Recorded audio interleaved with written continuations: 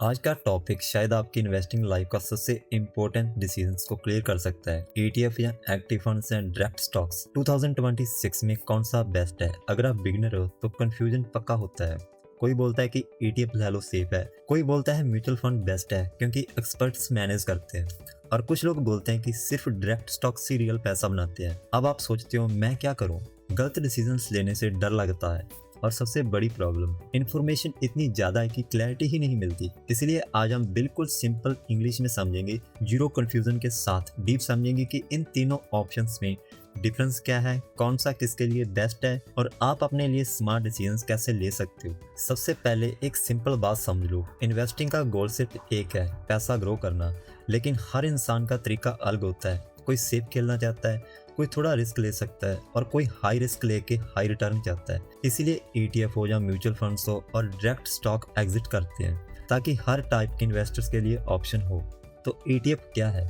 ETF मतलब exchange traded fund. इसे ऐसे समझो, आप एक ही बार में पूरा मार्केट खरीद रहे हो। जैसे निफ्टी 50 ईटीएफ में इन्वेस्ट करते हो तो आप इनडायरेक्टली इंडिया की टॉप 50 कंपनीज में इन्वेस्ट कर रहे हो। आपको अलग अलग स्टॉक्स चूज करने की जरूरत नहीं होती। ये बिल्कुल एक रेडीमेड पोर्टफोलियो जैसा होता है। और सबसे अच्छी बात, जिस स्टॉक एक्सचेंज पे ट्रेड होता है बिल्कुल शेयर्स की तरह। ईटीएफ को और इजी समझो, मान लो आपको पता ही नहीं कौन सा स्टॉक लेना है तो आप कंफ्यूज हो, तो ईटीएफ आपको ये टेंशन ही खत्म कर देता है। आप बस ईटीएफ खरीद लो और आप ऑटोमेटिकली मल्टीपल कंपनीज में इन्वेस्ट हो जाओगे।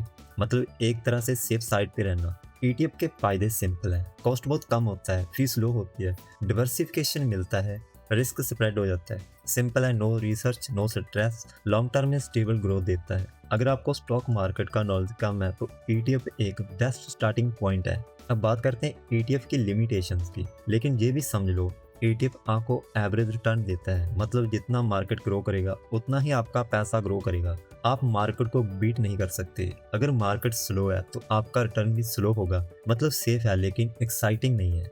अब बात करते हैं एक्टिव म्यूचुअल फंड क्या है। एक्टिव म्यूचुअल फंड में आप अपने पैसा एक फंड मैनेजर को देते हो। वो एक्सपर्ट होता है और डिसाइड करता है कि कौन से स्टॉक्स खरीदने हैं। उसका गोल होता है कि मार्केट से बेटर रिटर्न देना। सिंपल वर्ड में, आप इन्वेस्ट नहीं करते, एक्सपर्ट आपका पैसा इन्वेस्ट करता है। एक्टिव फंड्स का रियल वर्किंग क्या है? फंड मैनेजर डेली मार्केट को एनालाइज करते हैं, कंपनी स्टडी करते हैं और पोर्टफोलियो चेंज करता है।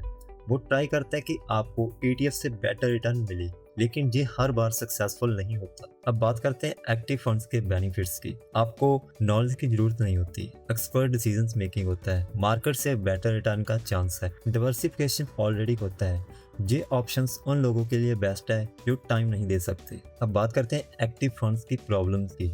अब एक इम्पोर्टेंट बात समझ लो, एक्टिव म्यूचुअल फंड्स परफेक्ट नहीं होते। सबसे पहली प्रॉब्लम होती है फीस। एक्टिव फंड्स का एक्सपेंस रेशियो ईटीएफ से ज़्यादा होता है।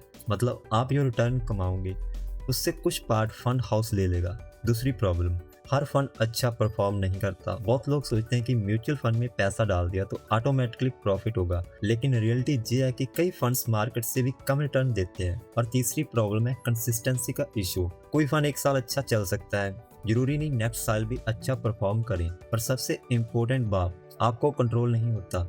आपका पैसा किसी और के डिसीजंस पे डिपेंड करता है। अगर फंड मैनेजर गलत डिसीजंस ले तो आपका लॉस हो सकता है। सिंपल लाइन को याद रखो, म्यूचुअल फंड सेफ लगता है लेकिन ग्रांटेड प्रॉफिट नहीं देता।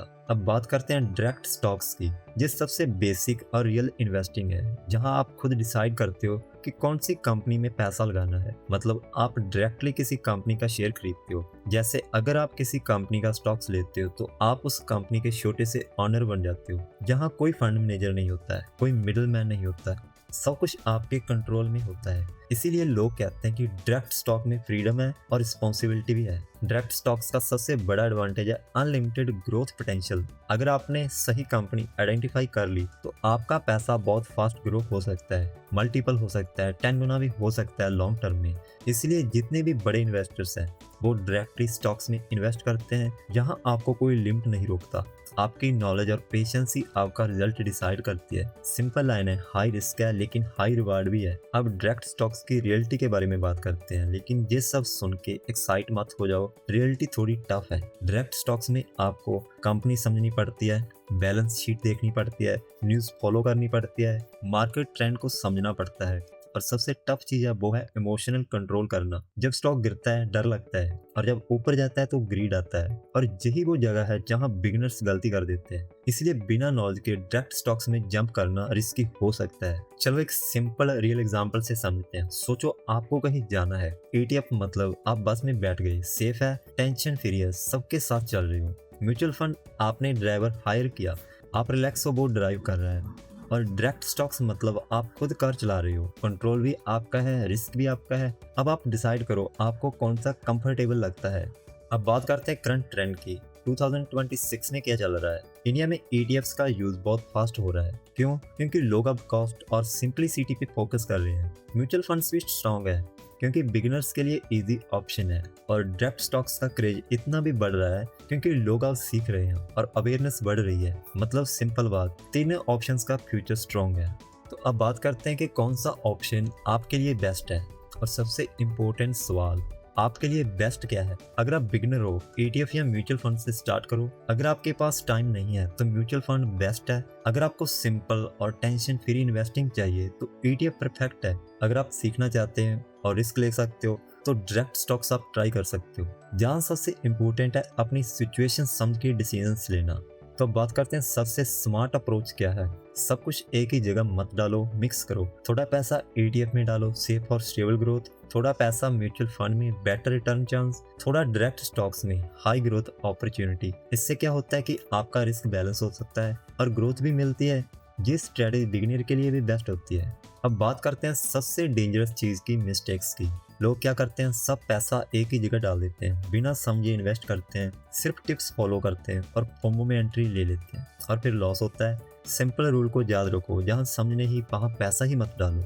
स्टॉक मार्केट में पैसा एक दिन में नहीं बनता। ये कोई लॉटरी नहीं है, ये एक प्रोसेस है। आपको टाइम देना पड़ता है, पेशेंस रखना पड़ता है और रेगुलर इन्वेस्ट करना पड़ता है। शॉर्ट टर्म में अप्स एंड डाउन्स नॉर्मल है, लेकिन लॉन्ग टर्म में ग्रोथ होती है। टाइम ही सबसे बड़ा पावर मार्केट में। तो फाइनल बात सिंपल है, ETF सेफ है, म्यूचुअल फंड ईजी है और डायरेक्ट स्टॉक्स पावरफुल है। लेकिन बेस्ट वो है जो आपको समझ आए और आपके गोल्स के हिसाब से फिट हो।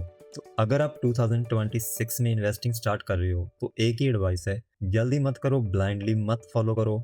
थोड़ा समझो फिर इन्वेस्ट करो। और याद रखो, स्टॉक मार्केट में पैसा फास्ट लोग नहीं, स्मार्ट लोग बनाते हैं। पेशेंस रखो, डिसिप्लिन को फॉलो करो और लर्निंग कभी मत छोड़ो। अगर आज की वीडियो आपको हेल्पफुल लगी हो तो लाइक एंड शेयर करें और कमेंट में बताओ नेक्स्ट टॉपिक में आपको कौन सी वीडियो चाहिए। तो मिलते हैं नेक्स्ट टॉपिक में, तब तक के लिए धन्यवाद।